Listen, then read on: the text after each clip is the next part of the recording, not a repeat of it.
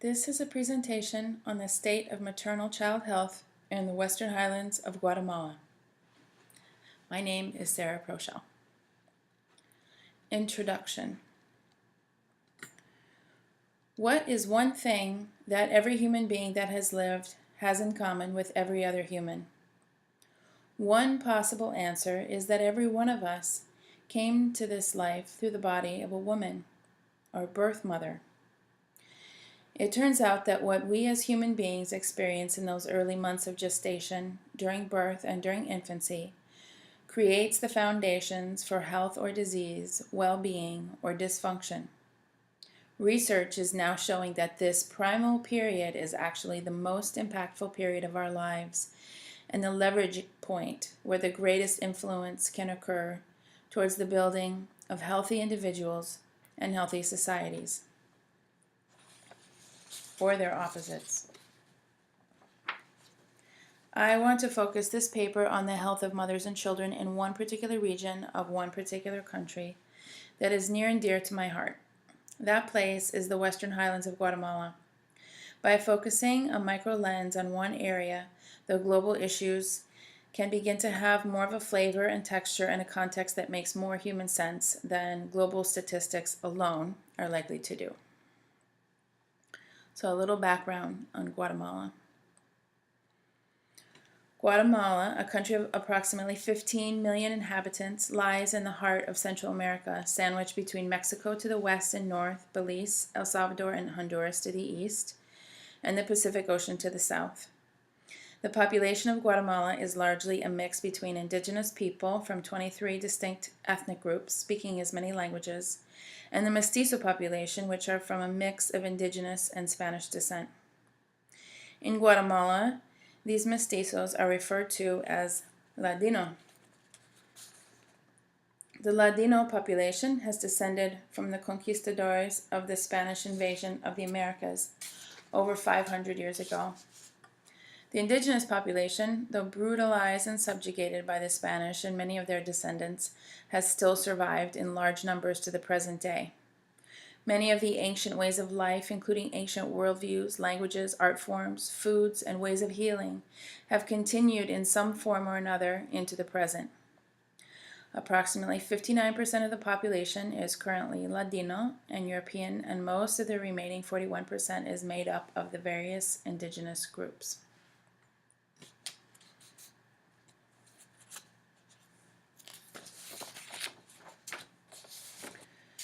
The global ranking and statistics about maternal and child health. In the Western Hemisphere, Guatemala ranks higher in rates of child and maternal mortality, violence, poverty, and child stunting than most other countries. Maternal mortality is currently estimated at 120 deaths per 100,000 live births, which is fifth highest in the Western Hemisphere.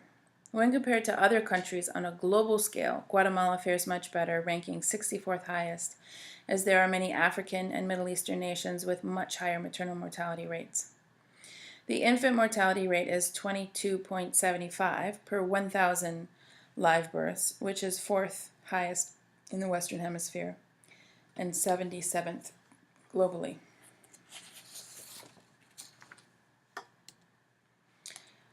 The top three leading causes of maternal mortality are mostly unique to childbearing. They are eclampsia at 23%, hemorrhage at 22%, and complications from unsafe abortion at 8%.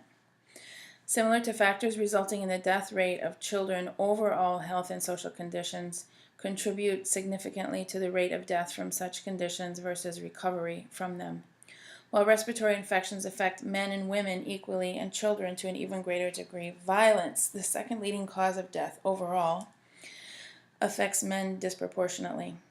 While statistically it is more men who are being killed, the environment in which violence is common creates a climate of fear and anxiety for women.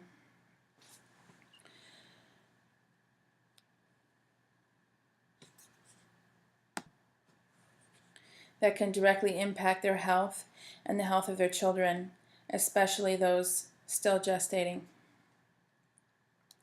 And truthfully, violence against women in Guatemala has been a major issue as well since the signing of the peace accords. Guatemala ranks third highest in the world for killings of women. In addition, the overall levels of violence in the culture, not just violent death, often translate into violence in the home, taken out on women and children. This is something that has immeasurable, cascading physical and mental health effects. These factors are difficult to quantify but would warrant further study to find out how violence and ongoing stress resulting from high levels of violence in the culture affect the health of women, babies in utero, infants, and children in their developmental process. Why maternal and child health and survival matters. Why do I believe it matters to protect the lives of women and children, i.e. reduce mortality, and to create conditions for their optimal health and well-being? As human beings, when we are at our best and living in optimal health, we are connected to the world around us and care about not only our own well-being but that of others. We want all people to live well, not only because we care, but because we recognize that our own security and wellness depends on the security and wellness of our planet and our human family. That said, childbearing women, mothers, and young children, including those developing in utero, play a very special role in the health of our societies. It is in these very beginnings of life, during gestation, birth, and early childhood, that the foundations are laid for both physical and emotional health. The mother has a tremendous responsibility in that how she lives and what she does will impact not only her own life, but also her child's, and that of all future generations. It is not the mother's responsibility, however, to bear this burden alone. The society as a whole has a tremendous responsibility to support the optimal health and well-being of the mother so that she can give her best to her child and so that the incoming generations of humans are in the best physical and emotional health possible, ultimately creating the most healthy and thriving society possible. I see this as everyone's responsibility. When a mother dies and she leaves behind an infant and possibly other children, there may or may not be someone who can adequately take her place in the caring of the young ones left behind. The most important determinant of a child's well-being is the presence of an attentive and nurturing mother or other primary caregiver. Infants and young children who do not have a nurturing, attentive caregiver, usually the mother, are known to be less well-adjusted in life, more prone to antisocial and even violent behavior, and more likely to become ill or even die. While such an event is necessarily devastating to the family that lost its mother, the effects of the loss ripple out much further than the family into the community and the larger culture. And when many women in a given society are dying from pregnancy-related causes, and when many children are dying, I believe it negatively changes the fabric of society and the attitudes that people hold about life and survival. Health systems and policies in Guatemala. Officially, healthcare in Guatemala is paid for by the government and is recognized as a basic human right in the Guatemalan Constitution. There is a network of entities responsible for public health care, including the Ministry of Health, the Guatemalan Social Security Institute, and the health services of the Ministries of Defense and Government and San Carlos University. Local health posts in every town are responsible for delivering basic health care services to populations. This includes maternity care by government-paid doctors and nurses, and sometimes also birth services. Regional hospitals are also under the authority of government health systems and are responsible for receiving women in labor along with all other healthcare emergencies. Even with these structures in place, however, the healthcare system remains fragmented and compartmentalized. Studies show high levels of unmet healthcare needs across the country, particularly in rural areas. Poverty and inequality, including unequal access to healthcare, are some of the major challenges the country faces. Privatized healthcare, which turns healthcare from a human right into a profit-making business, creates a stratified system where the best healthcare services are found in the private or profitable sector, and the public sector gets minimal funding and the lowest quality of everything. Social violence and insecurity, high levels of conflict, and the polarization of Guatemalan society, along with high levels of poverty, especially in the rural areas, all combine to add to the healthcare challenges of the country.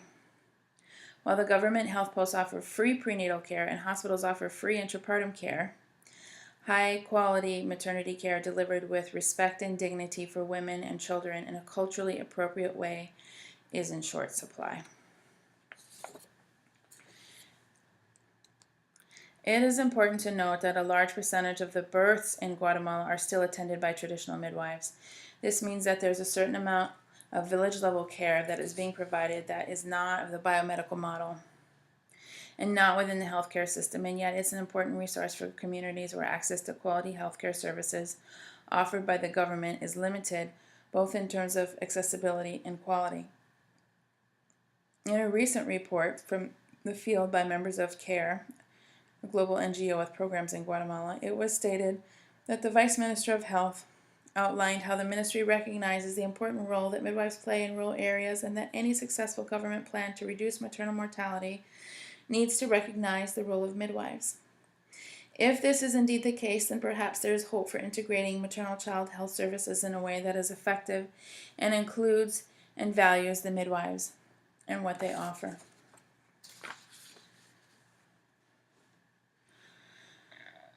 The latest maternal and child health issue in Guatemala. Issues of maternal and child health in Guatemala tend to be focused around the high rates of poverty and mortality and issues around barriers to accessing the healthcare system in rural areas. This focus has been well warranted, and yet there's another maternal and child health issue arising in the country in recent years that is equally as important and yet has received little attention. That is the rising cesarean section rate in both public and private hospitals in urban areas. Cesarean section rates in urban hospitals are currently running anywhere from 50 to 90% of births.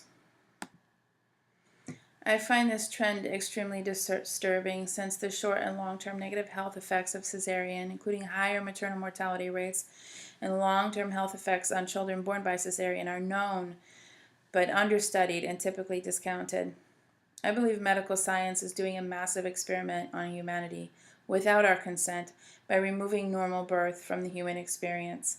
Sadly, women in developing countries like Guatemala are part of the non-consenting pool of guinea pigs in this experiment.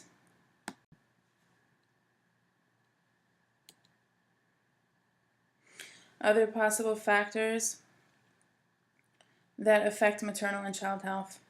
Maternal and child health, just like anyone's health, is not just about health care, although that piece is critical. The bigger issues around health have to do with the circumstances of people's lives.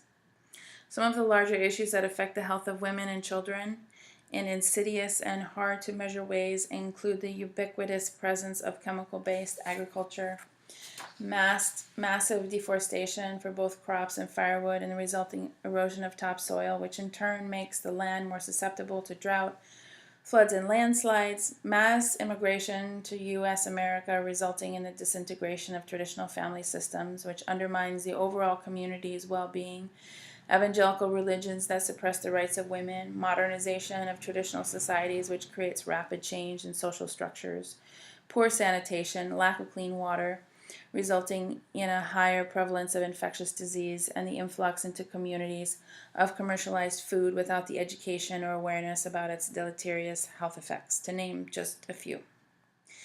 Every single one of the above items has its own effects on health, and their totality makes for high stress and low resilience, which are key determinants of poor health.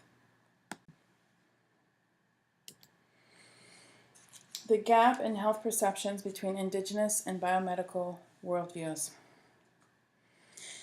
In Guatemala, especially in the indigenous areas, women have, for many hundreds of years, been attended in birth at home by a traditional midwife in the context of their families and communities. The community midwife tends to be someone who is trusted and perceived to have a special gift for attending the birth of a baby. Midwifery in the Mayan villages is more than anything a spiritual calling rather than a biomedical skill.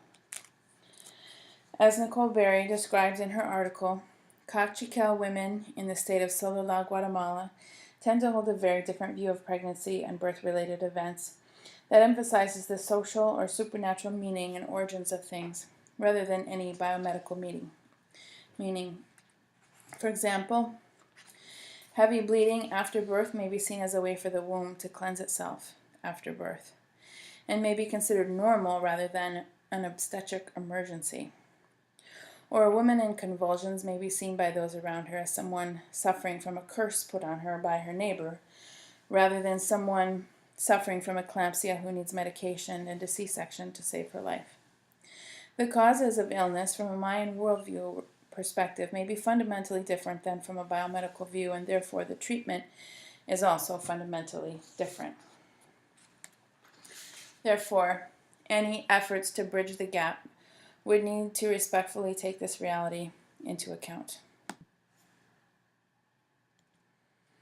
In short, there tends to be a large gap in the perceptions about pregnancy and birth-related complications between, on the one hand, women, their midwives and families in Mayan communities, and, on the other hand, the biomedical personnel in government-run health facilities. In order for women to receive the highest possible quality maternal health care, including emergency care, that gap will need to be bridged with creative and culturally respectful strategies and solutions that aim to change community perceptions by improving the quality of care that facilities are providing and reduce the barriers to accessing it. Much of the work, as I see it, in creating that bridge lives in the realm of trust building and relationship building between the health system authorities and personnel and the indigenous communities, which will be a long, slow process requiring creativity, willingness, and perseverance on the part of those representing the health system. Cultural practices that benefit or harm. In the indigenous areas of Guatemala, there are many traditional birthing practices that are used to support the health of women and babies, ward off evil spirits, and maintain a sense of continuity with tradition, the ancestors, and culture. I will talk about a few of them. Different birthing practices are found in different regions, and each region is defined by language, dress, geography, as well as many cultural practices, including those revolving around birth and caring for babies. I'm going to draw mainly on my own experiences of working as a midwife in Guatemala in 2010 and 2015, and research that I conducted in 2004 and 2010 in two different regions. The two areas where I worked and studied were in the towns around Lake Atitan in Solola, which are Cachiquel and Sutujil speaking towns, and the town of Concepcion Chiquirichapa in Quetzaltenango, which is the Mom speaking area. Some of the practices of interest that I have observed and heard about include the use of a raw onion for resuscitation, postpartum uterine binding for general healing of the mother, many different herbal treatments for both physical health conditions and spiritual conditions, which are often seen as one and the same, abdominal massage for general pregnancy discomfort, as well as properly positioning the baby and doing external cephalic version for breech or transverse presentation, use of the temazcal or the sweat bath for performing abdominal massage and other healing practices such as warming the uterus for postpartum healing and spiritual healing, baby wearing, umbilical cord binding, giving an infant a bracelet or necklace of peppercorns for the protection from evil spirits, burning of the placenta for postpartum recovery, and having the entire extended family present for birth. Most of these practices I find either helpful or benign. I wouldn't really know, though there may be instances in which some are counterproductive. Many of these practices are held suspect from the standpoint of Western medicine. My desire is to refrain from judgment about their value and simply share my experiences and raise questions.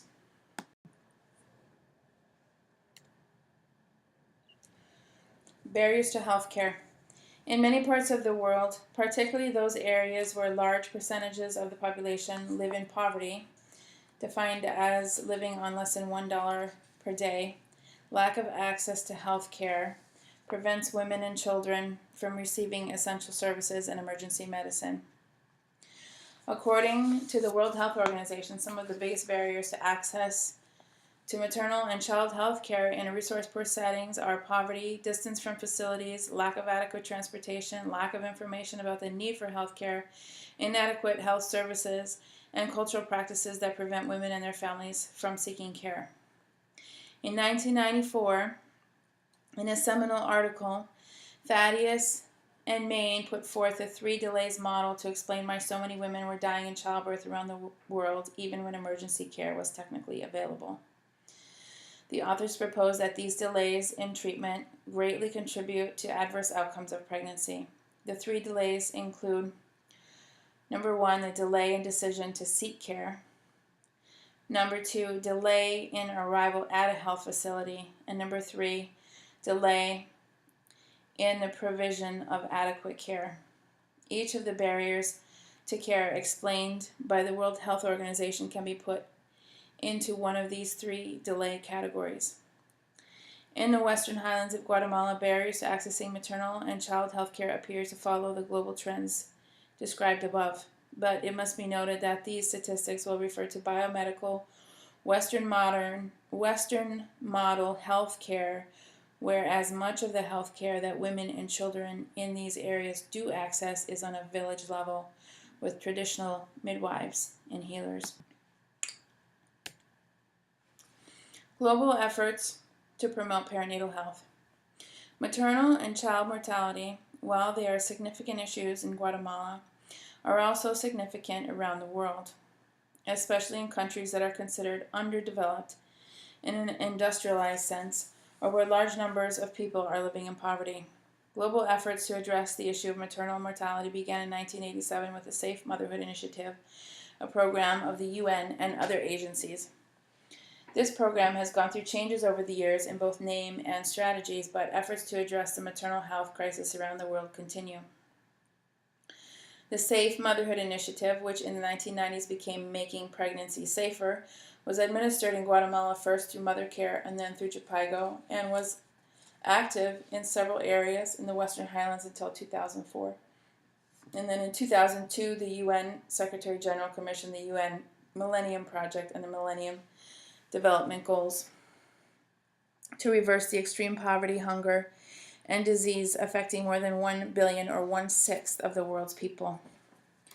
Among the 8 development goals were eradicating extreme hunger and poverty, achieving universal primary education, reducing child mortality, and improving maternal health, which includes reducing maternal mortality. Guatemala was among the countries targeted to reduce both child and maternal mortality. Significant progress was made over 15 years, such as 50% reduction in child mortality and a 45% reduction in maternal mortality worldwide. Although there is much to celebrate, these successes still fall below the target goals. The failure to reach the desired targets was seen primarily as a failure of sufficient political will and resources. At the close of the Millennium Development Goals cycle in 2015, a new set of initiatives was launched called the Sustainable Development Goals. Within this new initiative is another attempt to drastically reduce both maternal and child deaths by the year 2030. Clearly, this issue will continue to be on the global agenda for some time to come, and while the basic strategies revolving around improving maternity care and addressing the issues surrounding that seem self-evident, the funding and political will to enact those strategies are apparently more elusive. So in conclusion, the role of midwives in improving the state of maternal and child health and the vision for the future. In 2011, in a historic development of real global progress, the United Nations Population Fund issued its first State of the World Midwifery Report. The report states that in order for global health concerns for women and children to be adequately addressed, the world will need to produce another 350,000 midwives. Midwives are held up as an important key in addressing these pervasive issues. This report, along with its subsequent iteration in 2014, is certainly worth celebrating as a milestone in global maternal health concerns. Unfortunately, in Guatemala, the topic of midwives is quite political and complex. The United Confederation of Midwives, which sets the standards for midwifery on a global level, has determined that the only people that should be allowed to call themselves midwives, or the equivalent in any language, are those individuals who have undergone a 3-year training program and possess the requisite knowledge and skills determined by the Confederation.